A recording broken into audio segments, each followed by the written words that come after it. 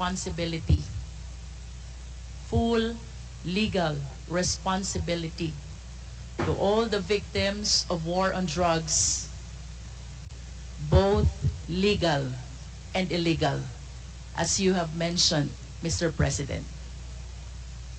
Hindi ko na kontrolado kasi ma'am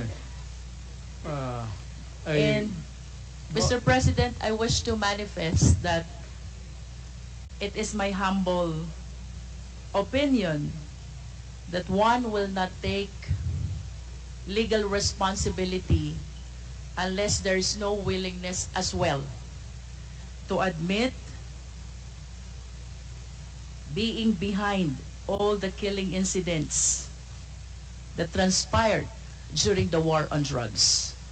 It is therefore the humble submission of this representation, Mr. Chair, that with that statement coming from the former president, he acknowledges that all the killing incidents during the war on drugs spring from his order to kill drug personalities.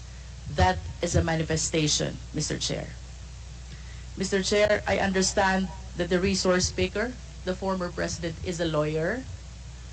Mr. President, may I request that you educate the Filipino people, and I am certain that you understand what conspiracy theory is all about.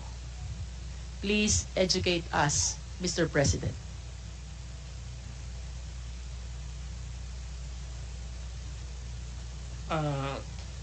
I may have some lapses already, but I will give you the definition of a conspiracy to commit a crime when two or more persons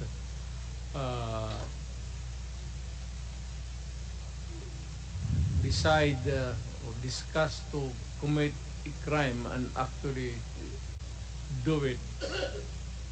More or less ganon ang takbo ng ano. Thank you, Mr. President. And you will agree with me, Mr. President, that under the conspiracy theory, mayroon pong tatlong klase ng principal. One is principal by inducement. Two is principal by indispensable cooperation. And three, principal by direct participation. Being a long-time prosecutor, Mr. President, can you please enlighten us on this? Well, one is yung induce. It could be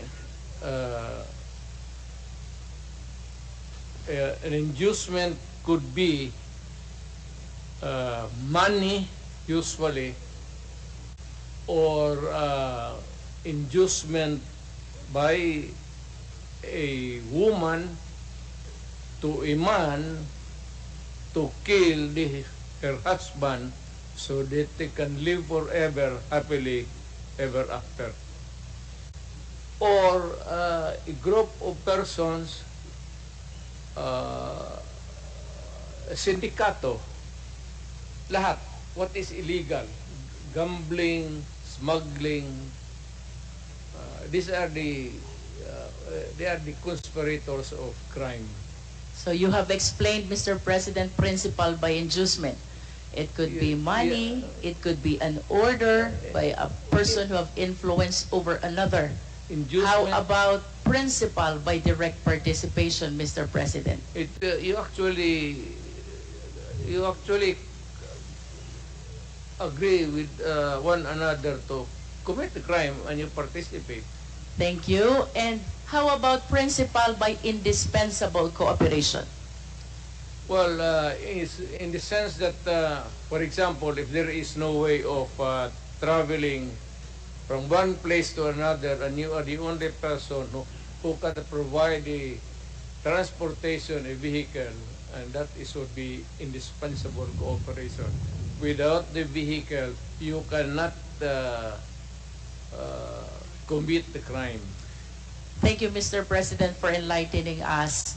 Going back to your statement that you are taking full legal responsibility to all the victims of war on drugs, both legal and illegal.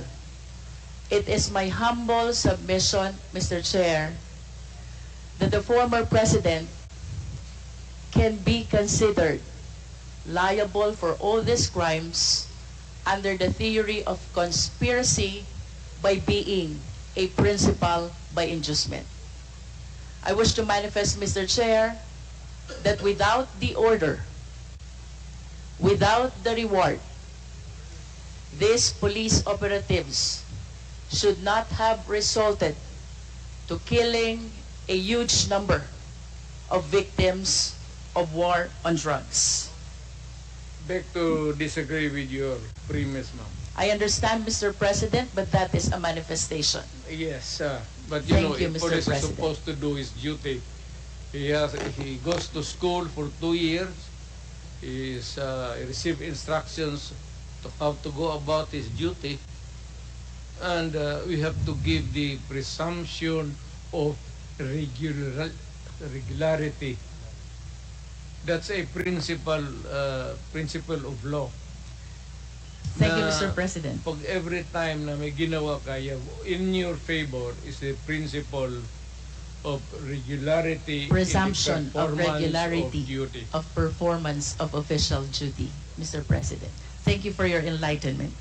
Mr. President, I wish to ask, with all due respect, considering your statement of taking full legal responsibility both to legal and illegal activities, can Well, I equate this statement of yours to an extrajudicial confession of guilt?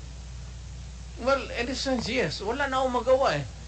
Are you saying yes, Mr. President? Yes, because I ordered the campaign against the drug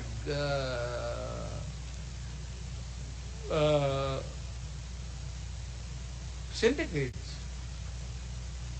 At kung anong ginawa nila, whether illegal or not, it was ako ang nag-utos. In that sense, I take that responsibility of their actions. Wala akong magawa eh. Commander ako, nag-utos ako. Puntahan ninyo yan. Just like a commander, or not a military, police, iutusan mo. Pag may nangyari dyan, magkabulyaso, whether right or wrong, iyo yan. Iyo talaga yan. Kung hindi ka naman bobo na mayor, hindi mo iwanan yung tao na inutusan mo. Unless yung pumunta doon, inutusan mo mag-operate ng illegal gambling or mga droga, tapos nag-rape, kung anong ginagawa na kabalastugan, ako na mismo ang papatay, hindi na kailangan na hintayin mo pa.